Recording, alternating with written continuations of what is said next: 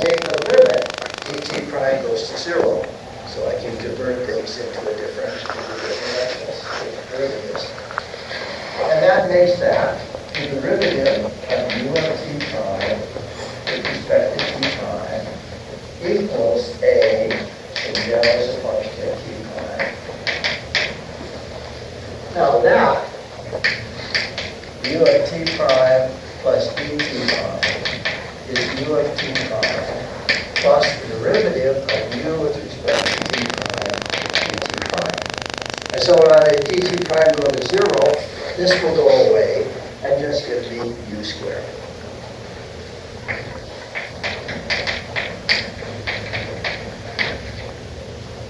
And so that is the differential equation that describes the velocity of the ship as seen from the Earth in terms of the time as seen by the pilot of the rocket ship. Okay with everybody? So then we simply integrated this in the usual fashion. U of t prime over 1 minus u squared over c squared is equal to a dt prime. And then I integrated from the initial condition to u 0.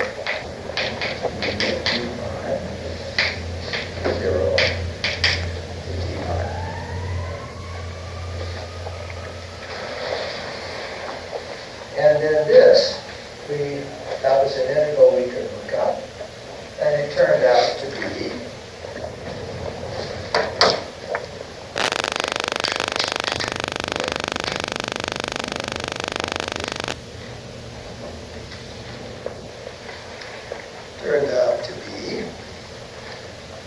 C times the inverse hyperbolic tangent of u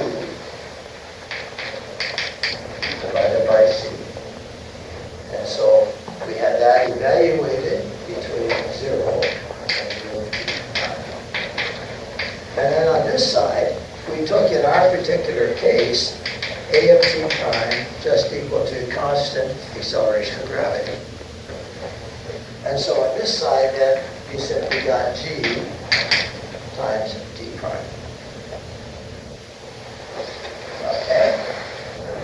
So this was c, hyperbolic tangent of u over c, minus the hyperbolic tangent inverse of 0. But the hyperbolic tangent is e to the x of x, is e to the x minus e to the minus x over e to the x plus e to the minus x. When x is equal to 0, e to the 0 is 1 sitting at 0. So the hyperbolic tangent of 0 is 0. So the inverse hyperbolic tangent of 0 is also 0. So this says that the inverse hyperbolic tangent u of t prime over c is equal to g t prime divided by c. And so armed with that,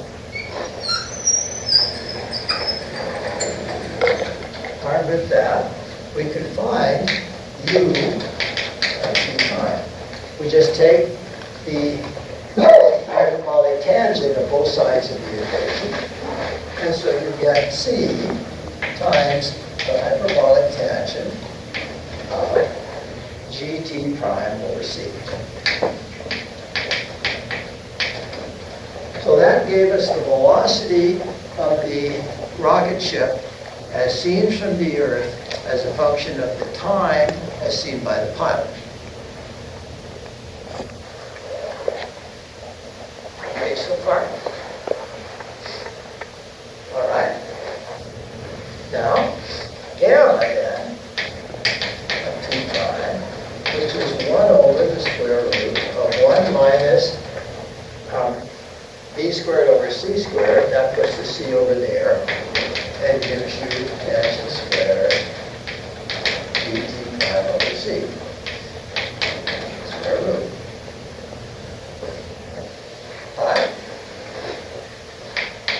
1 minus tangent squared of x is equal to hyperbolic secant squared of x, which is 1 over hyperbolic cosine squared of x. And so this thing is 1 over cosh, and inverting it, what you're going to get is that gamma of t prime is equal to the hyperbolic cosine of g t prime over c.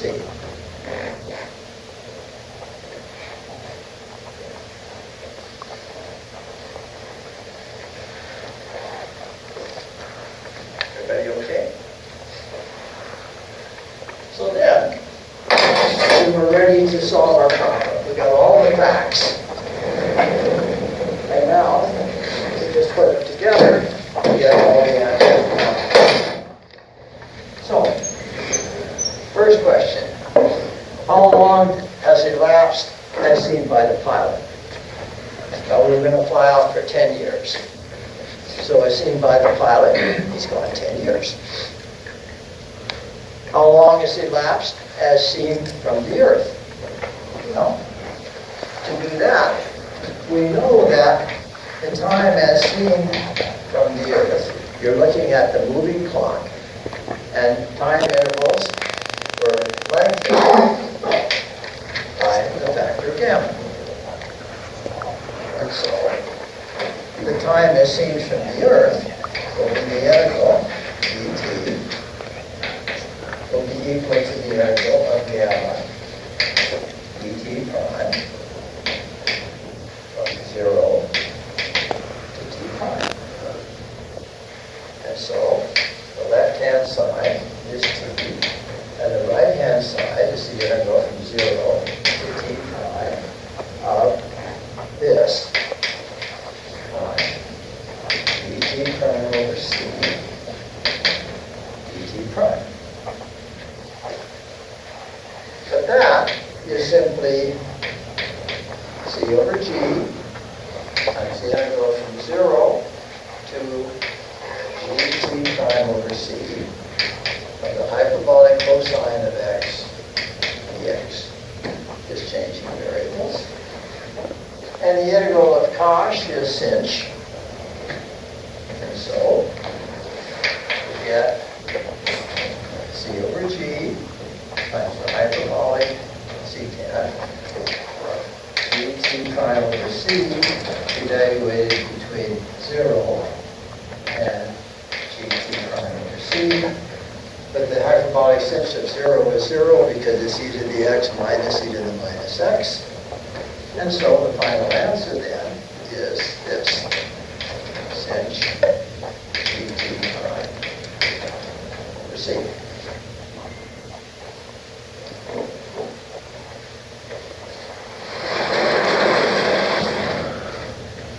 All right?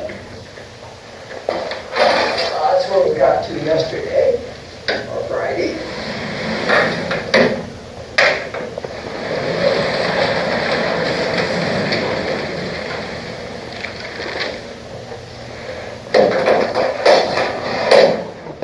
Now, before we put in the numbers, which we did last time, let's answer the other questions.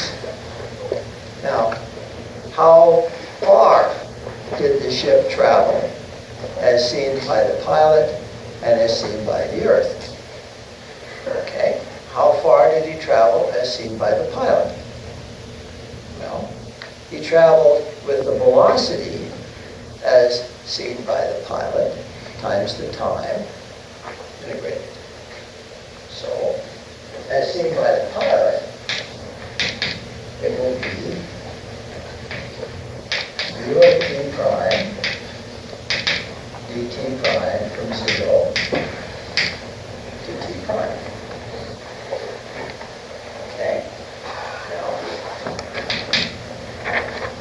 if the Earth looks at the ship and gets velocity v, how fast the ship is moving, the ship looking at the Earth gets velocity v. So the u of t prime and the u of t are the same, right? Velocity of system 1 relative to 2 is the same as system 2 relative to 1, except for minus sign. So all we have to do is integrate that. So c times the integral from 0 to t prime of catch dt prime over c dt prime. And so making our usual change of variables, we get c squared over g, integral from 0 to dt prime over c of dash x dx. Okay, so that's c squared over g. And the integral of hyperbolic tangent is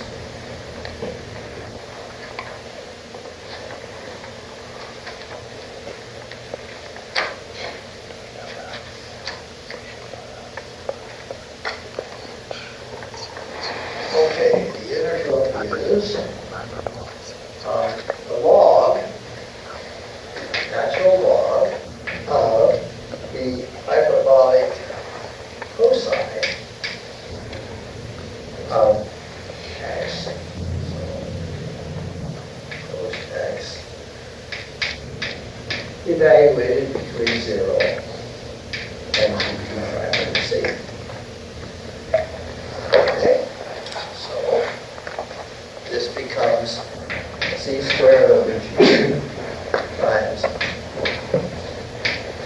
the log of cosh gt prime over c minus the log of cosh 0.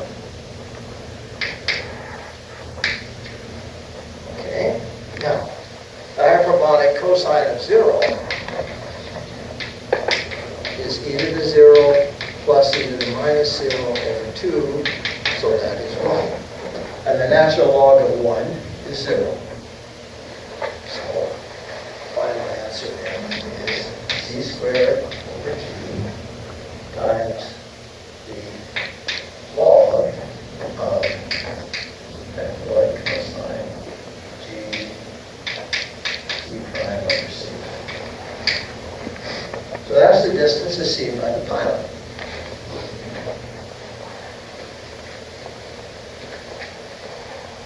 Making sense? Okay. The only remaining question is, what is the distance as seen from the Earth? Okay. That's easy. Because, as we said, the velocity looks exactly the same. Earth looking at ship, ship looking at Earth. The difference is the time. Because the time on the Earth is increased over the time on the ship by the factor of gamma. So this will be the integral from 0 to t prime of u of t prime times gamma of t prime dt prime. Because what you're going to see is the same velocity, but for every time interval dt prime on the ship, gamma times dt prime occurred on the Earth. And so I just got to multiply the dt prime by gamma. I should just simply say, this is gamma, this is gamma, this is dt. I should put probably one more step in. D is gamma times dt prime. Everybody okay with this? All right. So, what is u? We got it there. That's tang. Now, what was gamma? Gamma was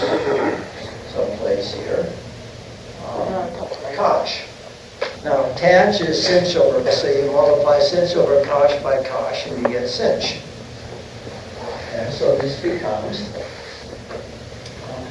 C times the integral from 0 to t prime of the cinch of dt prime over c dt prime. Okay? So we make our usual variable change. We get c squared over g, integral from 0 to dt prime over c times cinch of x dx. And the integral of cinch is cosh, so you get c squared over g, hyperbolic cosine of x, evaluated between 0 and gt prime over c. And so that's c squared over g times hyperbolic cosine gt prime over c minus the hyperbolic cosine of 0, which we decided was 1. So now we've worked out the times for both systems and the distance traveled for both systems. So now let's put in numbers.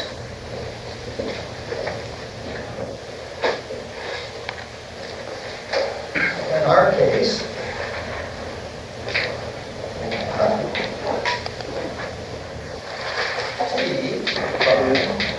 equal 10 years. And so that is 10, and a year is essentially 5 times 10 to the 7 seconds. Now, let's measure everything in years and light years. That makes it just simple to compare the numbers. So, let's figure out each of these pilots. So what we have is C pilot 10 years. Now what is D pilot? Well, we'll go back to here, and it is C squared over G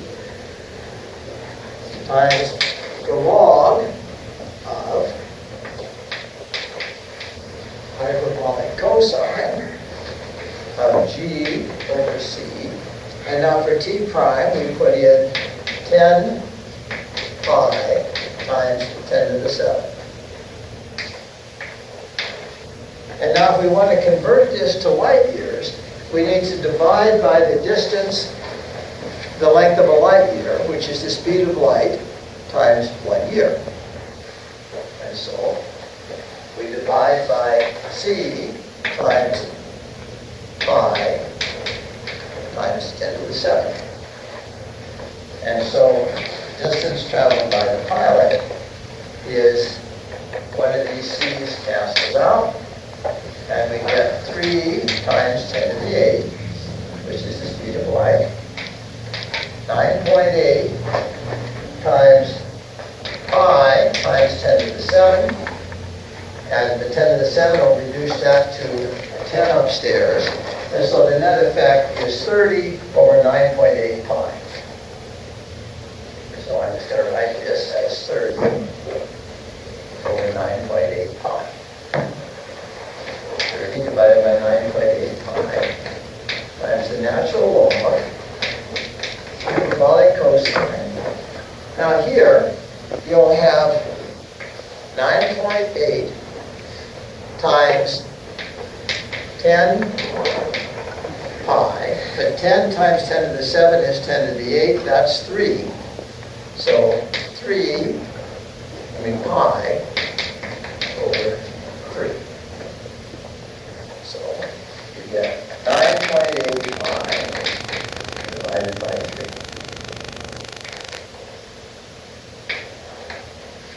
Okay, so let's see what that is.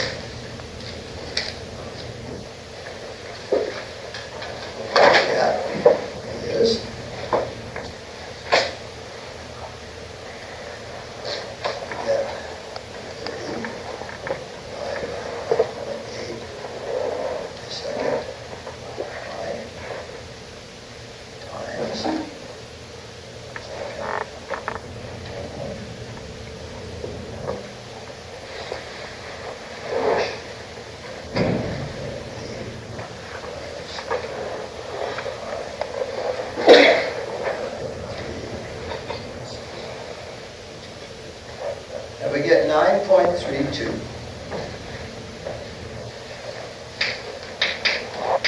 0.32 light years.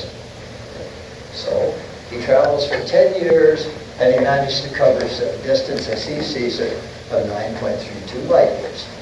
Perfectly reasonable. Because g times t, forget relativity. That would have been the speed of the length of his year, pi times 10 to the 7 seconds, times 1g, that's about 10. So that's pi times 10 to the 8, which is a bit bigger than c. So before a year has elapsed, he's almost up to speed c. So we expect that the distance he's going to travel, most of that time he'll be traveling almost c. So we should go just a little bit less than 10 light years. And we get 9.3 light years. Making sense to everybody? All right. Now let's evaluate the same things as seen by the Earth.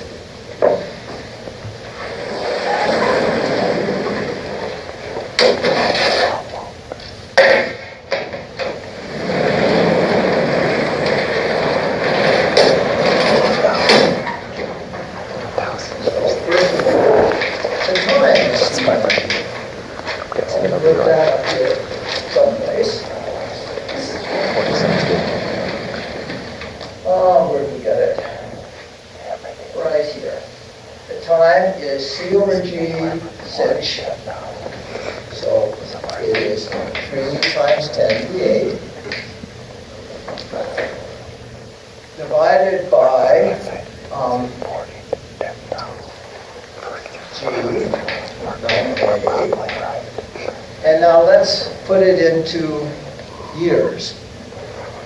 And so if we put it into years, we'll have to divide by pi times 10 to the 7. That'll convert it to years. Times 6 of 9.8 times pi times 10 to the 8 for 10 years. Over 3 times 10 to the 8. And so just as before, this is going to be 30 over 9.8 pi times the hyperbolic sine of the 10 to the 8 will cancel. So you get 9.8 pi divided by 3. Okay, so this is 30 pi 9.8 divided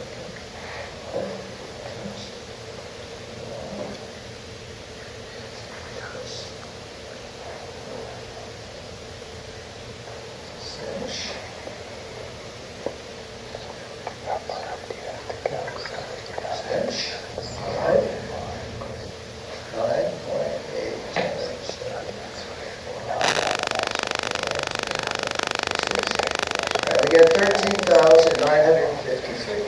13,953. So we're seeing from the Earth at 10 years is 13,900 years. And then finally, we need the distance traveled as seen from the Earth. Well, we got that down here someplace. That's right over here. C squared over G. Now, again, we're going to convert it into light years. So it'll be 3 times 10 to the 8. And then we have to divide by the number of seconds in the year. And so we have 9.8 times pi times 10 to the 7 is 24. And then we have,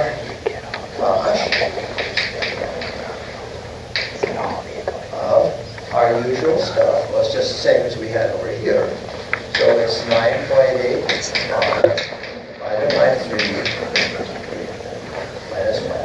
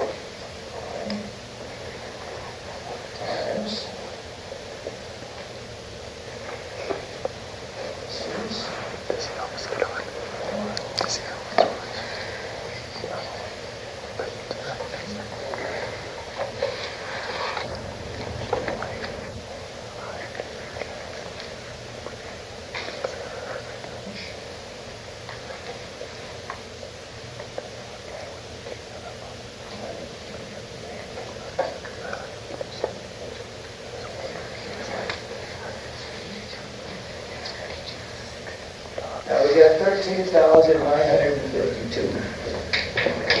13,952 meters. So just as before, just slightly less than what you would have gone if you had traveled constantly at the speed of light. So you have completely consistent results. From the Earth, you traveled a long distance in a long time.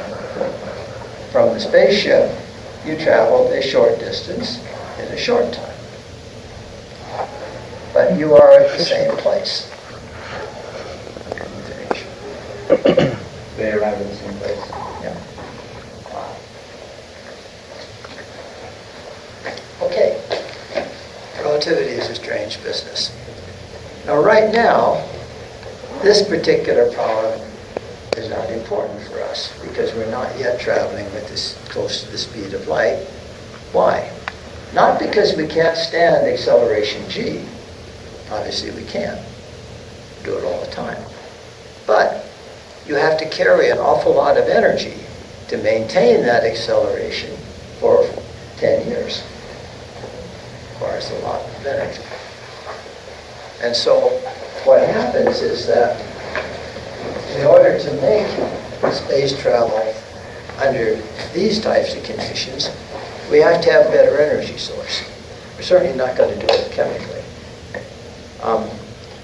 The best energy source, of course, would be to have particles and antiparticles which annihilated one another, because then you would convert all of the mass into energy.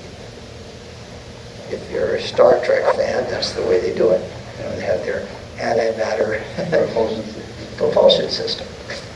Now, we have, for the first time in the last few years, managed to make antimatter atoms. We've a long time made antimatter protons and antimatter electrons. But an antimatter atom, that's something new.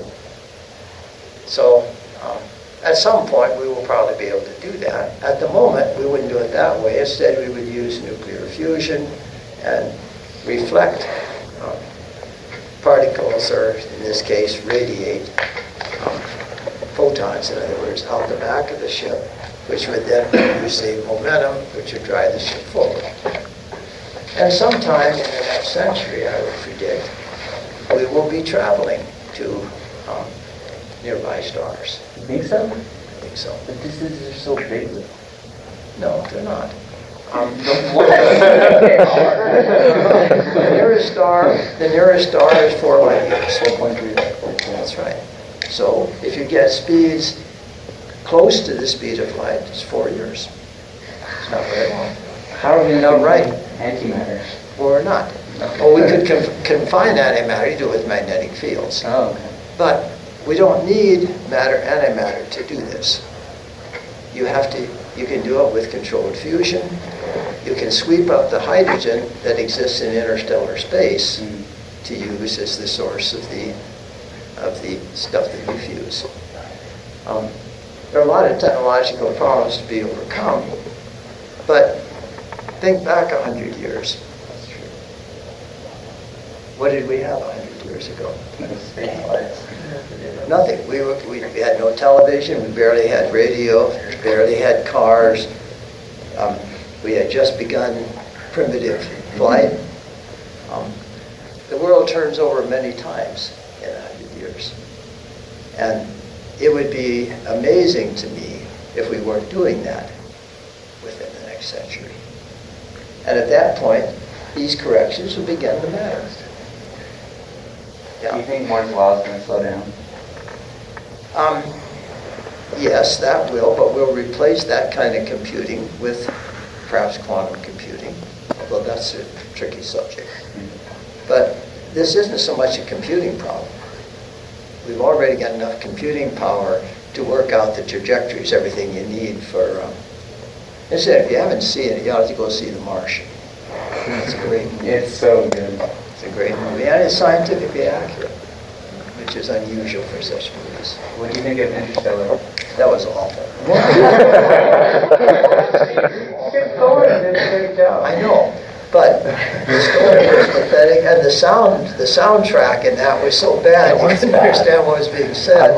That movie was terrible. Oh, man. Your sound guys.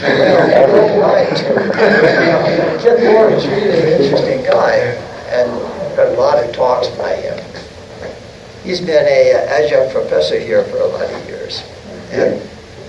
But the movie, I took friends to that, and I was really embarrassed how bad this thing was. But The Martian was great. I read the book. The real question about whether we do this or not. Sometime in the next decade, almost certainly, we're going to I discover read most of it. inhabitable planets. I just listened to it. We're getting very close to that now. I mean, maybe there aren't any, but probability is that there are. And sometime in the next decade, we'll discover them. The question is, what would we do about it? You know, when it came to settling the new world, that was an easy thing because the people that would invest the money to do so were going to get a return in their lifetime. You know, ship sails out, comes back a few years later, they get rich. So they got a reason to do it.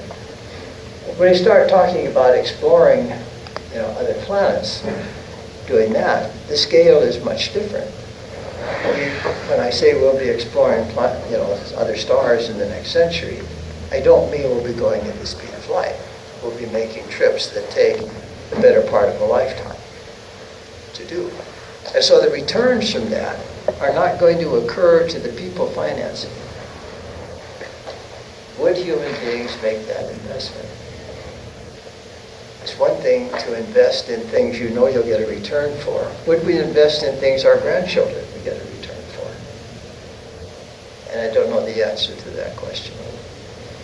When I was in college, there was a sign over the library desk that I've always remembered.